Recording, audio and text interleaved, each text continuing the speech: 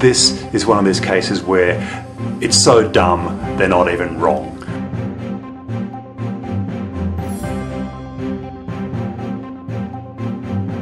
We're the ones that have the 98% track record of predicting these events. So the Jamison Twins, by their own reckoning, are 98% accurate in predicting events.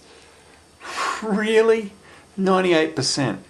Well, we shall see. Shall we do some analysis? Here are some events they predicted in the economic sphere in 2014. We see a currency crisis over the next few years, a gradual loss of the dollar, the U.S. dollar as reserve currency of the world. So basically the Twins are saying that the US dollar is going to gradually decline in value over the next 2 years. Well, you can check that. You can look at the trade-weighted US dollar index, which compares the US dollar to a basket of major world currencies. And if you look at the 2014 data, you can see that the value of the US dollar has essentially gradually gone up in the last year.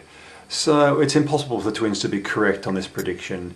The US dollar cannot gradually decline over the next 2 years because it's gradually increased over the last year. I think market volatility will continue. So the Twins are predicting that market volatility will continue in the stock market. What does this even mean? I mean, here is a graph of the Dow Jones Industrial Average if the Twins are wrong and that market volatility doesn't continue. And here's a graph of the actual Dow Jones Industrial Average over 2014. So as you can see, yes, the Twins are correct. Market volatility does continue.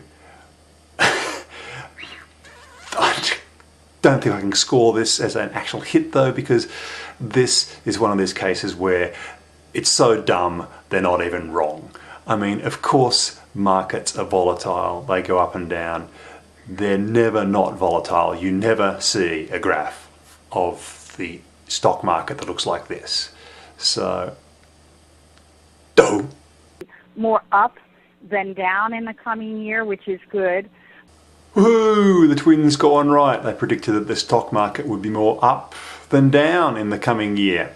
And yeah, as it turns out, the stock market has finished up a little bit, up a bit higher than when it started. So, wow, yep, the Twins got one right on a 50-50 guess. Yay!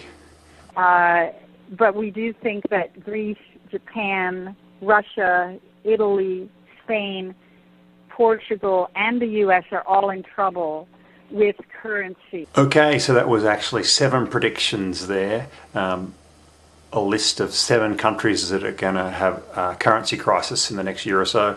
I've already dealt with the US. They're wrong on that. The US dollar's gone up. Let's look at the other ones. So Japan, here is a graph of Japanese yen per 1 US dollar.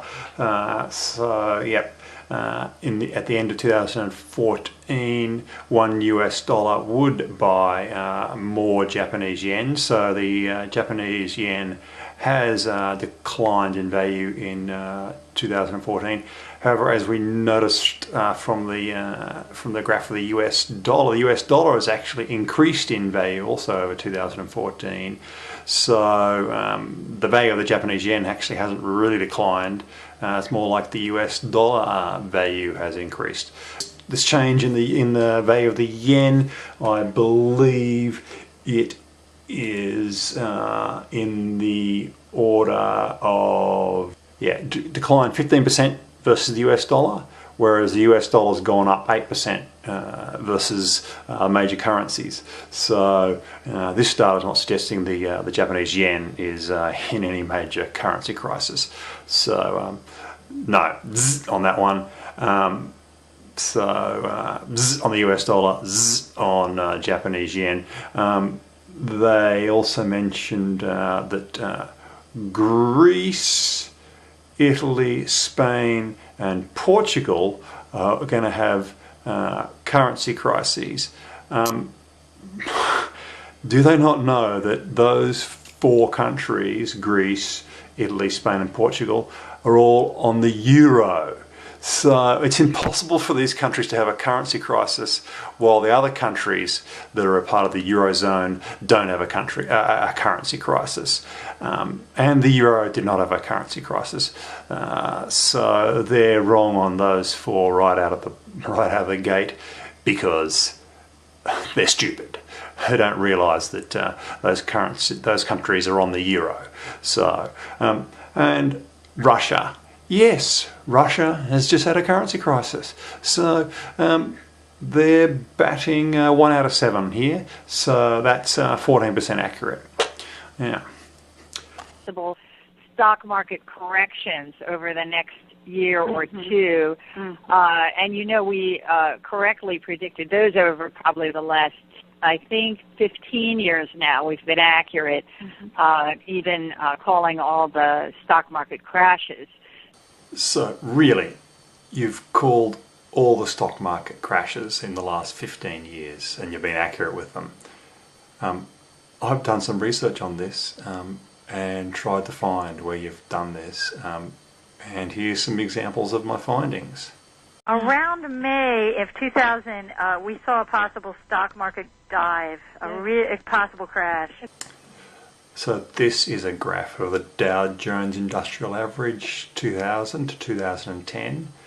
And yeah, in May 2000, there's a little blip and then a rise. So no, that is not a crash.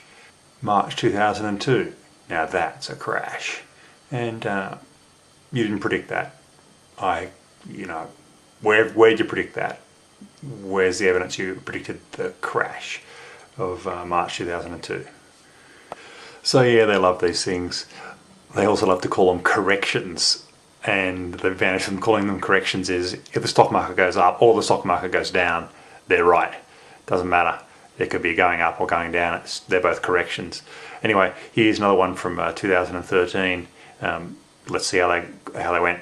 I feel like there's going to be, I don't know whether it's a stock crash or a major correction, but I feel like we're close to one, guys. I feel like it's March, April comes up. And again, here's the stock market, the Dow Jones from that period, and you can see, no. The March-April period, the stock market's actually climbing. So, no, they haven't predicted that. They didn't make their prediction failed. And then we come to the 2014 predictions. They're talking about sizable corrections in 2014.